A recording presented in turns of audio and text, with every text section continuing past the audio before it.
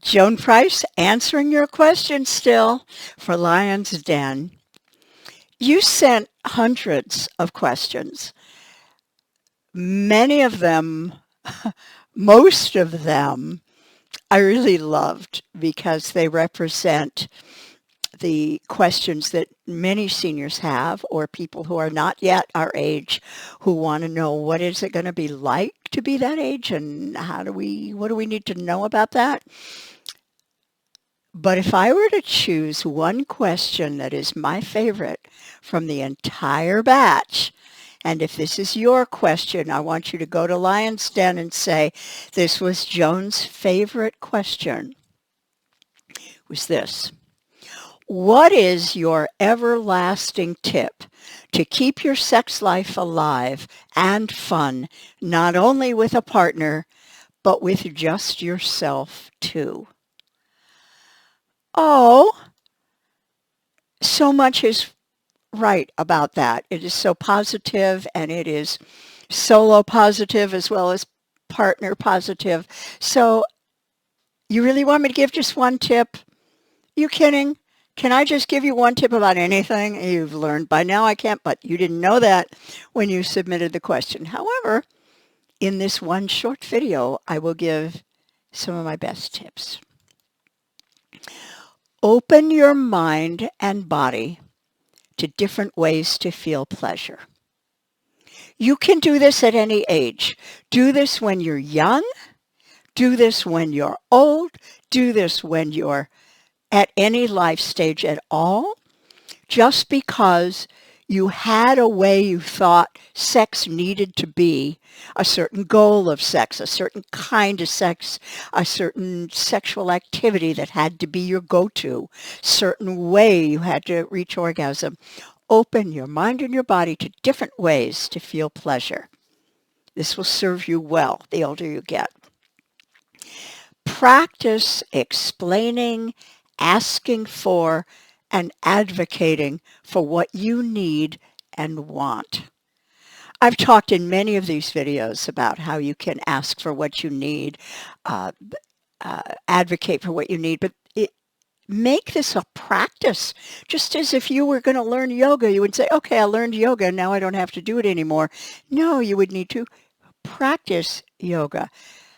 Make sexual communication a practice. Practice explaining, asking for, and advocating for what you need and want. Unapologetically, this is what my body needs. This is what I like. This is what turns me on. This is a fantasy I'd like to indulge. And your boundaries also, practice those. No, that doesn't feel good to me. We need to do something else? Or I know you're into that. That isn't what I'm into, but I would be happy to verbally role play it without actually doing it. Whatever. You have lots of ways you can go about it.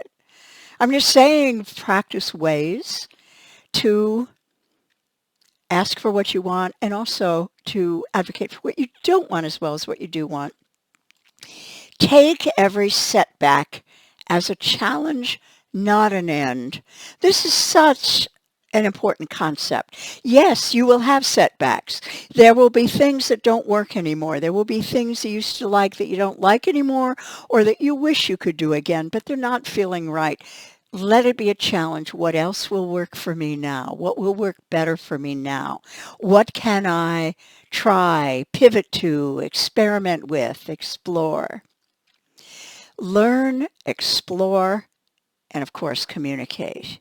That learning and exploration works for you solo too. You don't need to have a partner to discover what works better for you than what used to work right. And when you know something that works, celebrate that. Say, oh, glory, hallelujah. This old body can give me such pleasure and orgasms and pleasure and orgasms, celebrating it, sing to it, give it presents, whatever you need to do. Presents being new sex toys, of course. And as for solo sex, and I'm so glad that this person said not only with a partner, but with yourself too. That is so important. You don't need anyone else to give you sexual pleasure and to give you orgasms. You can do that for yourself. And that is not something to think, oh, if I only had a partner and what do I have to resort to? It's not a resort to. It's a look what I'm capable of. Look what I can give myself. Oh boy, if I want to have an orgasm now, I can just have an orgasm now. You don't need anyone else to give you sexual pleasure. Indulge in your fantasy, grab your favorite vibrator, and enjoy.